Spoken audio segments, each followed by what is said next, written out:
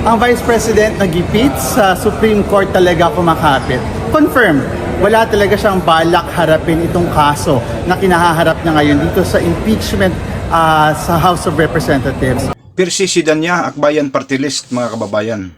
Itong kongresista na ito talaga, tingnan natin kung hindi ka ba dudunog sa Supreme Court dito sa kaso mong indirect contempt. Kasi kinasuhan ito ni Attorney Torion at ni Congressman Suplico hinggil sa pagpalabas niya ng mga hindi magandang salita laban sa Korte Suprema, kung saan sinabihan niya ang Korte Suprema na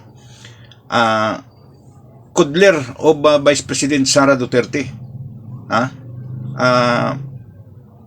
taguan daw ng Vice Presidente natin itong Korte Suprema. So kinasuhan siya, pinailan siya ng indirect contempt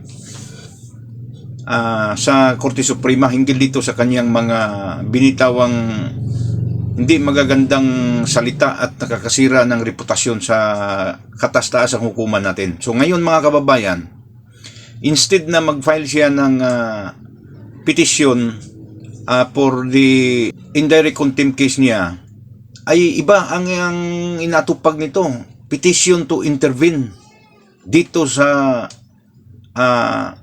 petition to dismiss the impeachment case laban kay Vice President Sara. So, imbis na yung sariling kaso niya mga kababayan, ang intindihin niya sa Korte Suprema, iba ang kanyang tinutukan, itong pagharang sa petition to dismiss sa impeachment case laban kay Vice President Sara. Hindi ba gago itong kongresista na to? At sabihin mo na kapag nagigipit sa Korte Suprema kumakapit, tingnan natin yung salita mo Tatandaan ko talaga yan. Kapag magdesisyon ang Korte Suprema na guilty ka sa mga hinihaing kaso laban sa iyo ni Attorney Torion at ni Congressman Suplico, tingnan natin kung hindi ka ba hihingi ng TRO sa Korte Suprema, buang ka. Gago ka talaga Yang pagdunog sa Korte Suprema ay karapatan yan ni nino man. Due process yan. Kahit sino na individual may karapatang dudunog sa Korte Suprema upang ipatigil, upang aapila sa mga legal process na sa tingin nila ay hindi naaayon sa kanilang pananaw. So pareho lang naman kayo Kayong nasa Committee on Justice, naghahanap kayo, nagpapatulong kayo sa mga sangay ng gobyerno o kahit sino mang individual para maghagilap kayo ng ebidensya laban dito kay Vice President Sara para madiin siya dito sa kasong impeachment na inihain ninyo sa kanya. So, ginamit ninyo yung kapangyarihan ninyo bilang mga kongresista, bilang mga membro ng Justice Committee para magpalabas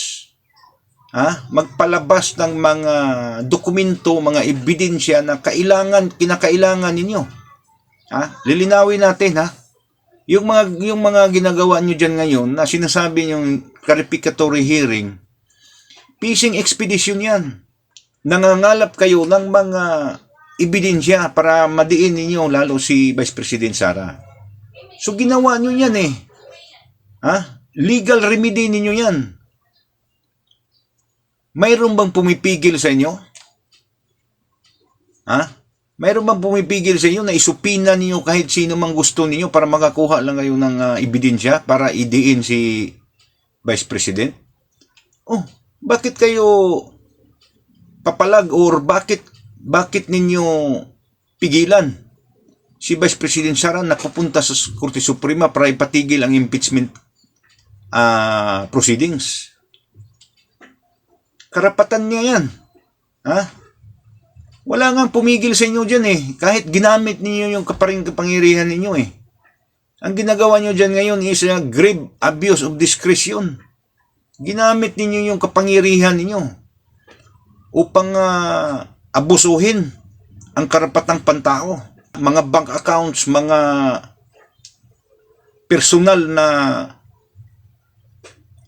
yaman ng Vice Presidente natin, pati yung sa kaniyang asawa, pati yung mga naipundar nilang mga kumpanya, bubuklatin ninyo.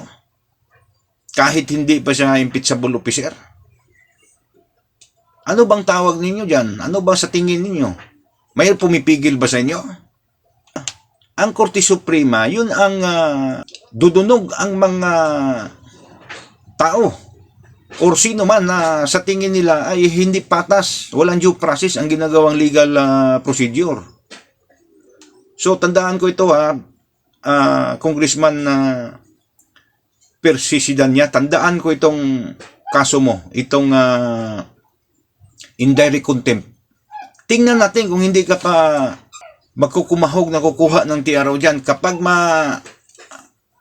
mahatulan ka. Ha?